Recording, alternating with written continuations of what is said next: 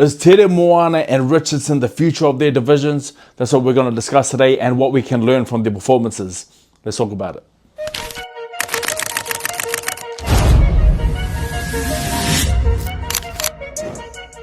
So we just had the George Kambosos and the Hitchens fight finish. Teremoana performed on there tonight. He done great. So we had Aline Whitfield versus Teremoana. Teremoana comes out strong, and I've said this before, he's not much of a back foot fighter. He likes to stand and bang with the dudes. Pause. Sorry, bro. Teremoana is those guys who's built like a boxer. He's got long levers. He's not overly muscular, but he likes to fight going forward. He's a guy that likes to fight. He's a tall boxer build guy that likes to fight. Sometimes they can get people into trouble. Obviously, that's not the case with Teremoana. Teremoana is on a search and destroy mission right now. Whitfield really has nothing to offer Teremoana. You can see Whitfield have a lot of confidence in the weigh-in, in the lead-up, but that really equates to nothing when you're in there with a big 6'6" Australian Cook Island monster like Teremoana. Teremoana quickly establishes his jab, but that jab is going forward. That jab is to hurt his opponent. People usually use the jab to set things up. Teremoana does the same, but it's got a lot more steam to it. He keeps Whitfield at the end of his range. He probs out the jab. He finds his head, and he cracks him with a beautiful right hand, and then some leading left hooks and some left straights to finish the fight. You know, can we take too much away from it? From the fight itself, not too much. But what he does next is something that I think more fighters need to do. Now, we're going to be discussing that at the end. Is he the future of the division? The first time I saw Teremoana fight was when he fought the Uzbekistan, the gold medalist. Was he 2 times gold medalist? No. Hold on. Was he 2 times gold medalist? I keep getting his name mixed up. Is it Jolalov or something? Or something like that. The big Uzbek southpaw fighter. He's great behind the jab. He's also a guy that can really do both. He's a big man. He goes behind his jab. He works his jab. He finds his two. He's really precise with it. Beautiful 1-2s down the middle for the Uzbek. Teremoana has mentioned that he wants to fight him in the future. That's a definite fight in the future. These guys are the future of the division. They're going to be going through a phase right now where they're going to be knocking over cans, and then they'll be placed up against some of the older contenders. Something very similar to what we're seeing right now with Moses Itauma. Moses Itauma is facing Dillian White. That's a big opportunity for him to establish his name as the future. We're going to be seeing very much the same thing with Teremoana and Jolalov and all the other future heavyweights. So you got guys like Fabio even. He'll be going against something like Derek Chisora. That's something that I heard him say, is that a war versus war. That's something that I actually want to see. I would love to see that. I would love to see that fight. Will it happen? I don't know. We all know that any fight can happen with the right amount of money. And now with Turki Al-Sheikh in the play, there's kind of no fight that can't be made. So in the future, we will be seeing these guys eventually face each other. People have been mentioning Teremoana versus Moses Itauma.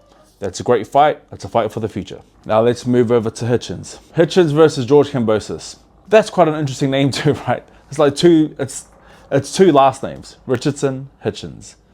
And then also Teremoana. It's all the same name. So nice they named him twice. Richardson Hitchens completely shut up the competition against George Kambosos. George Kambosos always coming in with the ferociousness. Ferocious Kambosos. He comes in, he's got a lot of heart. Has a lot of heart. But he goes against Richardson Hitchens, who just displays a masterclass against him. That jab, that offbeat jab, that jab that he does, and that 1-2 that he throws, is very different from your regular jabs or your regular 1-2s. He's catching him with the jab. He's catching him with the 1-2. Eventually, he digs to his body and he sees him wince a little bit. He drops down on the, what was it, like the 5th round or something? and then systematically continues to break him down. I think a great thing that Hitchens done today was that he turned it on round number 8. It was a complete shutout before that. There was no reason for him to really look for the kill unless he wanted that bit of star power and a bit of bragging rights to his name. That's what he done. To me, I was enjoying the show. To me, as a boxing fan, I was enjoying the show.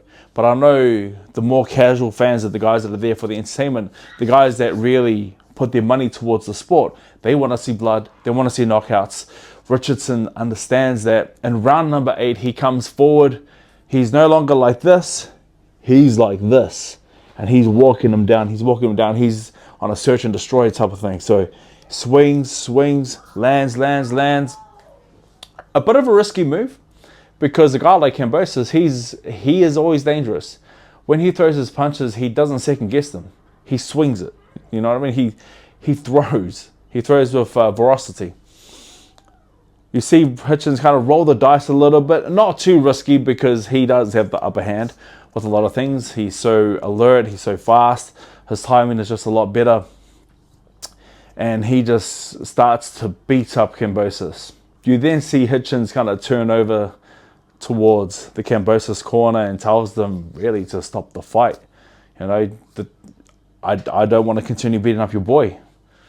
They didn't listen. He continues to beat him up. Lands a beautifully placed left hook to the body, man. Down goes Kambosos.